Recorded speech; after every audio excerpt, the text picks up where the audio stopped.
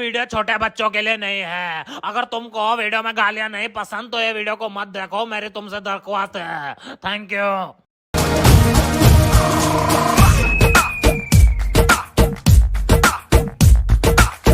चली तो बुझी ना, कसम से कोयला हो गई हम, लगी है मुझे ना, कसम से तौबा हो गई हम।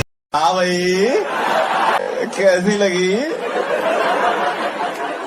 आगे स्वाद। भाई सोचो, कोई क्रिएटर है, मतलब वो अपनी दिन रात घिसा रहा है कि मतलब यार मेरे को यूट्यूब पे सक्सेसफुल होना है, मुझे ऑडियंस ग्रो करनी है, मुझे व्यूज़ ग्रो करने हैं, मुझे अपने चैनल को मोनेटाइज करना है। दिन रात मेहनत करके मतलब ना दिमाग खपा दे रहा है, 10-15 बादाम खा रहा है दिन में कि यार मैं ऐसा कर दूंगा तो ऐसा हो जाएगा, यार मैं ये कंटेंट बनाऊंगा तो ऐसा हो जाएगा, यार मैं ये वीडियो बना के देखता हूँ, यार इसकी ये वीडियो चल गई थी, मैं भी यही वीडियो बना के देख ले तो क्या पता मेरी भी चल जाए, मुझे भी व्यूज़ आ जाए। इतना सब कुछ सोचने के बाद और सोचो कोई और क्रिएटर है और वो लड़की है, और लड़की मतलब सुंदर लड़की है, और वो आती है और वो जरा सी अपनी क्लीवेज दिखाती है, थोड़ा ऊपर थोड़ा नीचे, थोड़े शॉर्ट्स, थोड़े छोटे कपड़े, थोड़ा मतलब स्कर्ट, और उस बंदे की सारी मेहनत पे पानी फेर के चली जाती है। तो सोचो तुम्हें कैसा लगेगा? क्योंकि भाई ये सच में रियलिटी है आज की डेट में। यूट्यूब पे यही चीज़ें ज़्यादा प्रमोट हो रही हैं। तुम्हें मजाक लग रहा है ना? चलो मैं तुम्हें प्रूफ दिखाता हूँ। भाई तुमने एक चीज़ नोट करी काफ़ी टाइम से, मतलब पिछले लगभग 1-1.5 साल से जो इंडिया के टॉप क्रिएटर्स भी है ना, इंडिया के कह रहा हूँ, बाकी मैं वर्ल्ड में तो घुस नहीं रहा अभी, इंडिया के जो टॉप क्रिएटर्स भी है ना, उनको भी इतने व्यूज़ नहीं आ रहे जितने उनके सब्सक्राइबर्स हैं। एक्सेप्शंस हैं 1-2, कोई वीडियो चल गई, लेकिन मोस्टली उनके चैनल पे जो पहले एवरेज व्यूज़ आते थे, मतलब इतने नंबर ऑफ व्यूज़ आते थे, वो आ ही नहीं रहे।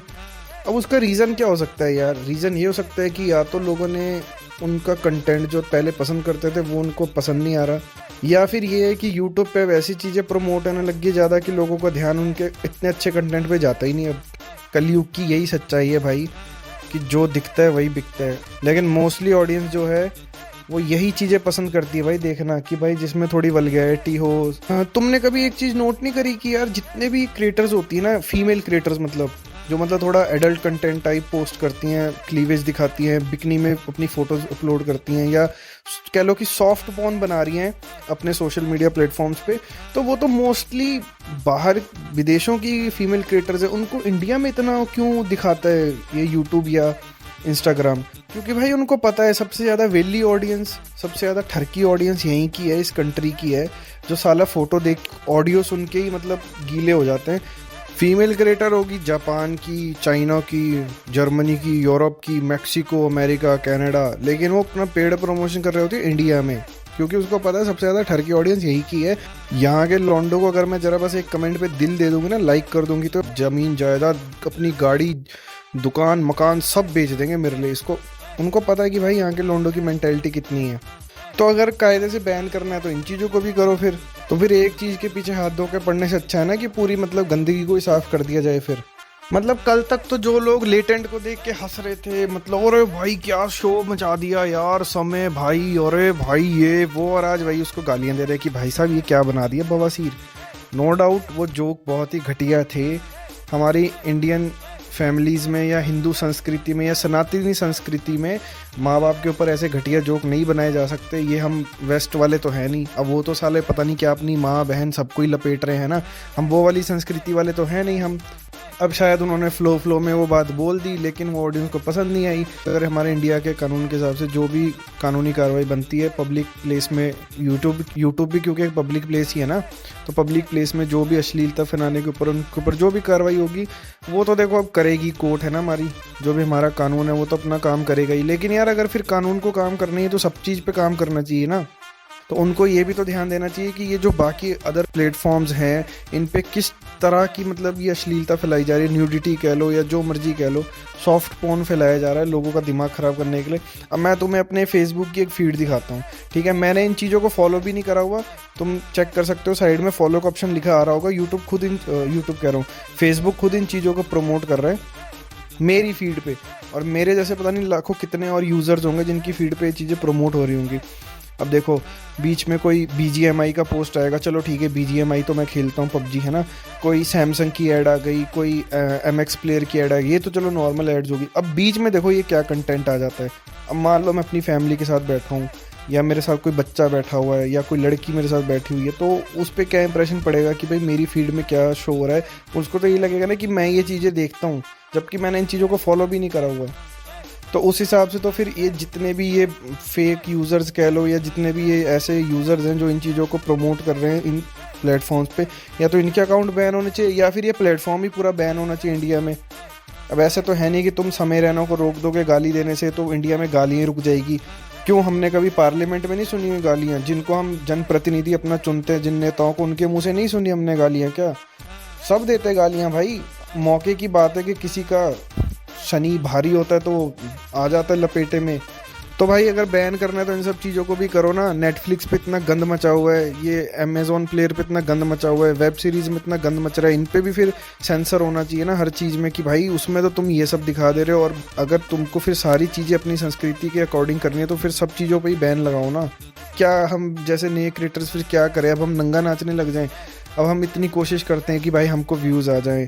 व्यूज़ आने का मतलब ये नहीं कि भाई हम फेमस होना चाहते हैं, व्यूज़ आने का मतलब ये है कि हम अपना करियर बनाना चाहते हैं, इस्टेब्लिश होना चाहते हैं इस फील्ड में, कि ठीक है अगर हमारे पास कोई मतलब स्किल है कंटेंट क्रिएशन की, कि भाई हमको थोड़ी बहुत एडिटिंग आ जाती है, थोड़ी बहुत हम वॉइस ओवर कर लेते हैं अच्छा सा तो क्या ही मतलब जैसा भी काम चलाओ देसी सा, तो हम भी चाहते हैं कि यार कभी हम भी इस फील्ड में आगे ग्रो करें।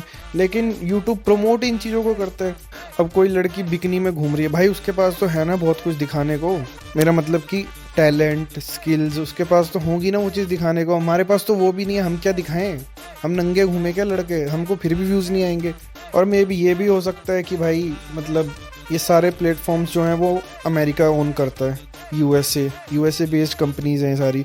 तो अगर तुम्हारी किसी देश से दुश्मनी है तो तुम उसको क्या करोगे? या किसी से तुम्हारी दुश्मनी है तो तुम उससे लड़ाई झगड़ा, तो आज की डेट में इतना है नहीं कि तुम लड़ाई झगड़ा करने बैठ जाओ इंटरनेशनल लेवल पे, है ना, वो तो वर्ल्ड वॉर की सिचुएशन हो जाएगी।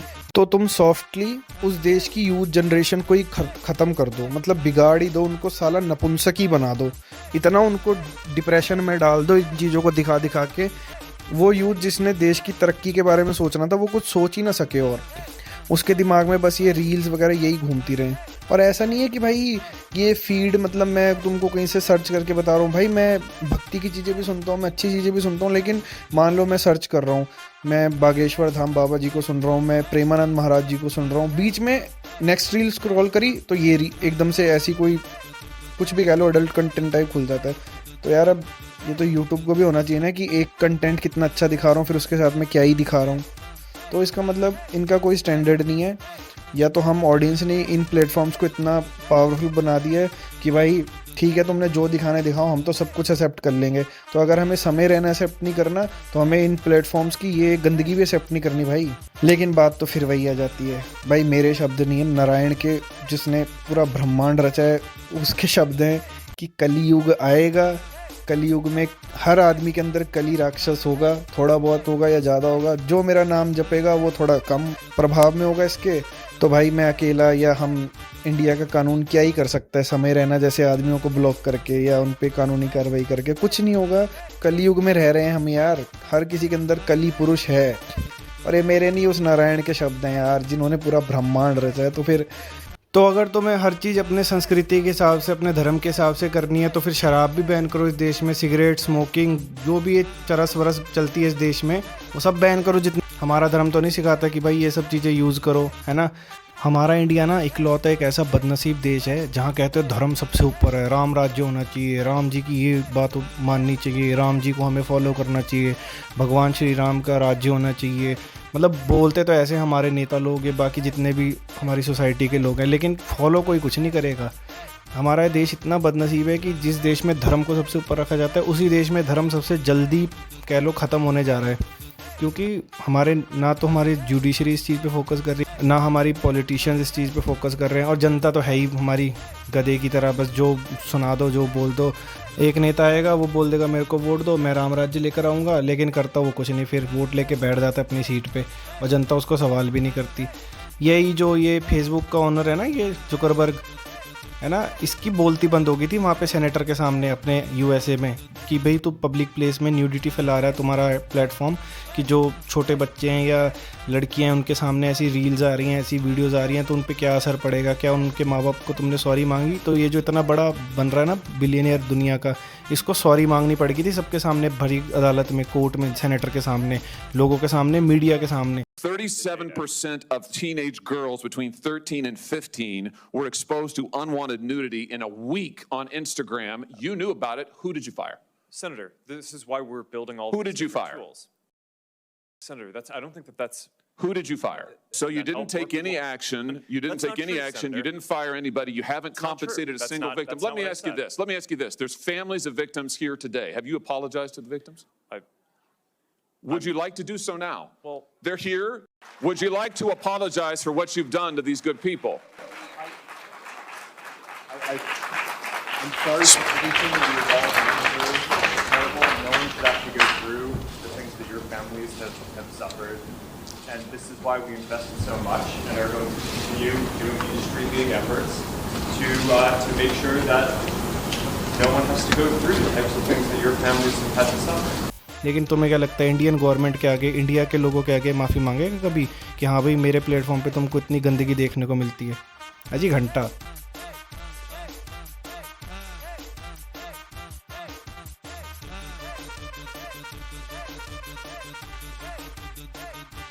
आप क्रोनोलॉजी समझ लीजिए। सच बात तो ये है कि इस देश में बोलने को तो ये है ना कि धर्म सबसे ऊपर है, लेकिन धर्म से ऊपर है पैसा, बिजनेस और राजनीति, मानो चाहे ना मानो। और अगर तुम्हें लगता है ऐसा नहीं है तो तुम अपने आसपास देख लो क्या हो रहा है दुनिया में। कैसे हम क्या ही कर सकते हैं, फिर भी थोड़ा बहुत हम अपनी सोसाइटी के लिए कुछ तो कर ही सकते हैं ना। तो बेटर ये है कि नए क्रिएटर्स यार तुम भी ऐसे नंगा नाचो, लड़की लुड़की लाओ कोई वीडियो में, है ना, और ऐसे उसको बोलो छोटे छोटे कपड़े पहन, यही बिकता है। जो क्योंकि जो ऑडियंस को चाहिए वही यूट्यूब प्रमोट करेगा, जो दिखता है वही बिकता है भाई।